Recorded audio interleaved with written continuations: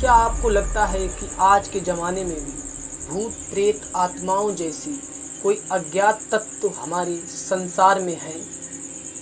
यहाँ दो तरीके के लोग होते हैं। कुछ लोग तो मानते हैं कि भूत प्रेत आत्माएं होती हैं, परंतु कुछ लोग इन सब बातों पर विश्वास नहीं करते हैं। इसे मिलती जुलती एक कहानी हम आपके लिए लाए हैं, जो आपको भूतों पर विश्वास करने पर बेबस कर देगी।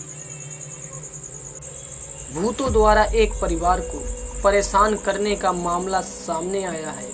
अचंभे में डाल देने वाला यह माजरा जसपुर जिला के बगीचा थाना क्षेत्र के पंडरापाट चौकी के अंतर्गत सुलेसा के भितवाही गांव का है।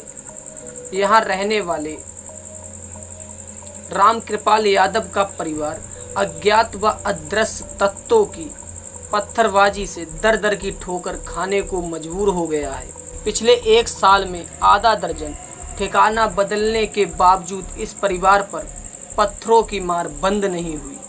गांव के लोग भी जानते हैं कि इस परिवार पर पत्थर बरसते हैं, पर कोई यह नहीं बता पाता कि आखिर ये पत्थर कहां से बरस रहे हैं। सारे उपाय करने के बावजूद पीड़ित परिवार को राहत नहीं मिली। इसके बाद अब पीड़ित परिवार भूत की शिकायत लेकर थाना पहुंच गए और अपनी सुरक्षा के साथ भूत पर कार्रवाई की मांग की है। वहीं पुलिस पीड़ित की बात को सुनकर आश्चर्य में पड़ गई और अज्ञात तत्वों की बदमाशी बताते हुए मामले की जांच की बात भी कही। भितवाही गांव का निवासी रामकृपाल यादव अपने माता पिता व 2 बहनों के साथ रहता है। पिछले 1 साल से वह अजीबोगरीब पत्थरबाजी से परेशान है। पत्थरबाजी की खौफ से यह परिवार दर दर भटकने को मजबूर है। रामकृपाल यादव के पूरे परिवार के सदस्यों पर पत्थरबाजी हो रही है, जिससे उसके परिवार के लोग घायल हो चुके हैं। खास बात तो यह है कि पत्थर मारने वाला ना तो दिखाई देता है और ना ही पकड़ में आता है। यह मामला कभी भी कहीं भी हो जाता है।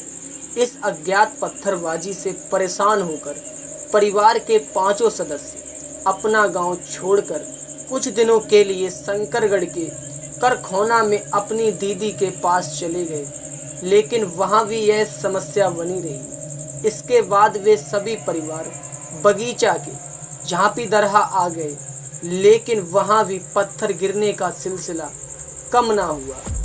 यहाँ से परेशान होकर वे बगीचा के गमरिया में एक बैगा पंडा के यहाँ शरण ले ली, लेकिन यहाँ भी उन लोगों पर पत्थर बरसना बंद ना हुए। इस परिवार के सामने अब दर दर की ठोकर खाने की स्थिति आ गई है। पीड़ित परिवार ने थाने में शिकायत दी है कि उनकी शिकायत की जांच की जा रही है।